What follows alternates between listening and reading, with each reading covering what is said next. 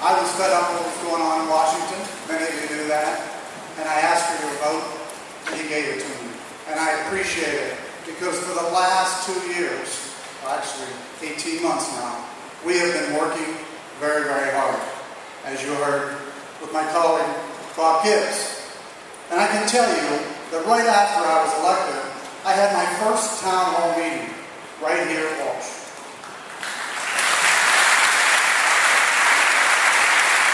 And I had that meeting, and I sat down, and I was talking to the people there. Some agreed, some disagree, as in all town halls, but I was telling them my concerns for the country, my concerns for the direction this country was going, my concerns for my children, my concerns for your grandchildren, my concerns for your future, and what we were doing to them.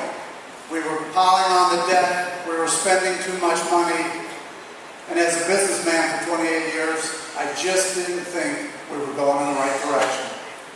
So you gave me that opportunity, and from that day when I was first here, and did my town hall 3 days after being sworn in, I have gone across the district and across Ohio talking about everything from our spending habits in Washington and how Washington is broken and all the concerns I've had just in those first few days, but also in the last 18 months.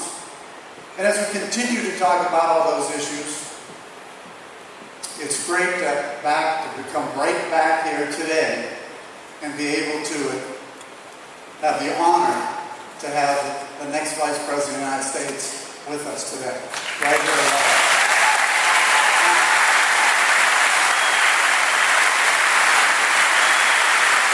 I can tell you that I got to meet Congressman Ryan very early on. In fact, he called me during the campaign, but actually, when we got committee assignments, my first committee assignment was the Budget Committee. So I had an opportunity to talk to Congressman Ryan and understand the direction he wanted to take. That was very early on. And I was so happy to hear that he had a vision, that he had a plan, and that he was committed to making sure we took this country in a different direction. And I was so honored to be able to hear that, and knowing at that time that I thought I was going to be serving on a committee with a guy who had the vision and the idea, and guess what? He also had the plan.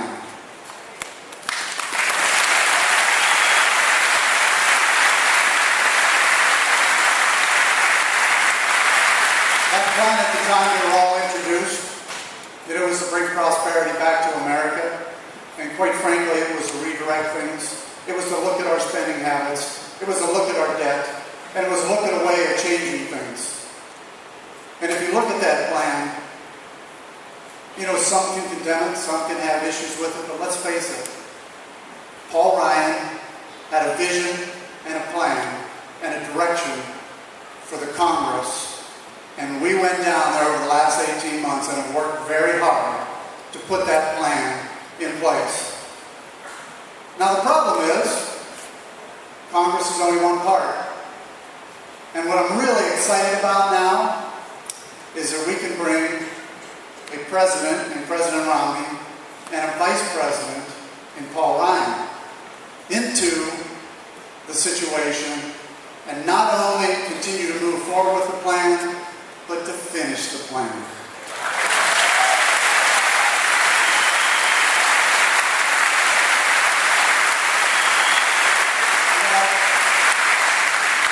Governor Romney and Paul Ryan, Congressman Ryan, they are looking for solutions. We can get past all that rhetoric. Let's face it, the one thing I've learned in the last 18 months, there's a lot of rhetoric that comes out of Washington. We need plans. We need ideas. We need solutions. We need Romney and Ryan and White House.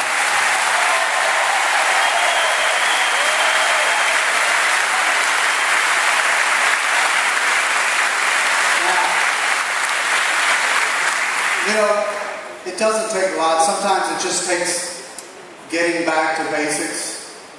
And if you go back to school, you talk about reading, writing, and arithmetic, the 3 R's. Everybody's heard about the 3 R's.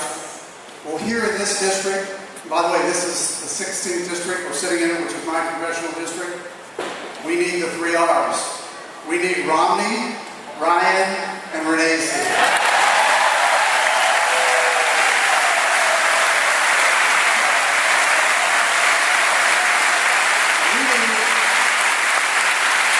We need to make sure that we can take that plan that we've talked about and that Paul Ryan has initiated, and the governor's great background and experience and idea, and we need to turn it in to a redirection. Because we can't keep going down the path. Let's face it. You've heard this before. November is the most important election of this country's lifetime.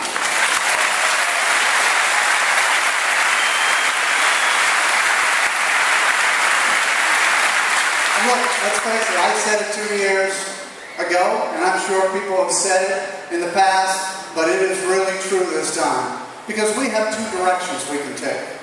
We can continue down the direction with the current administration. We can continue to spend more money.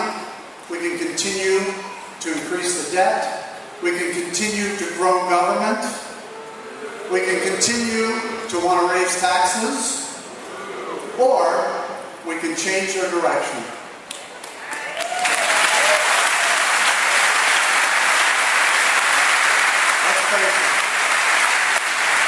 We can change the direction and put the government back in the hands of everyone here.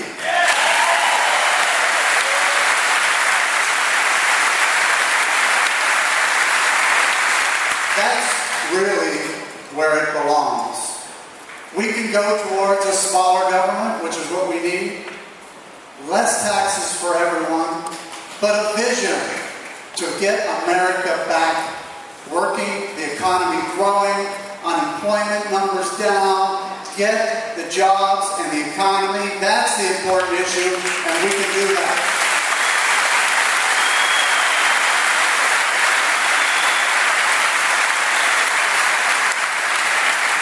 You know, I've said all along, for me as a businessman, it's pretty easy. Let's make sure that we get the regulations away from the backs. It doesn't mean we have to take all the regulations away, but let's make sure that our businesses have a little breathing room. Let's make sure that they understand that they have the opportunity to grow.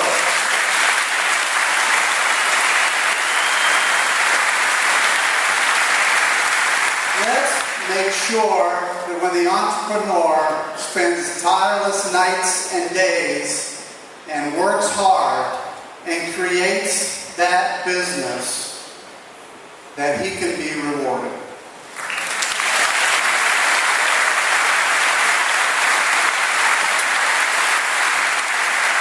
You know, you heard the president say, and I know my colleague Bob Gibbs brought it up, that, you know, when you build a business, you really didn't build that. I got to tell you, and I always tell people, I mean, I was a businessman for 28 years. I sure didn't see the president sitting in that room with me, especially when I had to make payroll.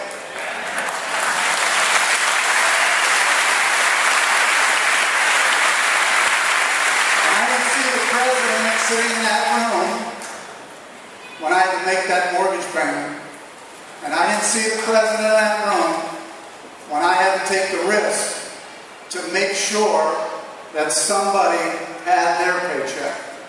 Now it's interesting. I do believe that we need to make sure that people have the opportunity. And I look back at my businesses. You know, I can tell you, I started a CPA firm. The gentleman that I started with now owns it. Those are the opportunities we need to give people. So let's face it, in November, we have a new direction. We have the opportunity. This is the most important election in a lifetime. So ladies and gentlemen, this is the epicenter. Ohio, Stark County. Let's make sure for the next 82 days, we make a difference, and let's stand with Governor Romney and the next Vice President of the United States, Paul Ryan.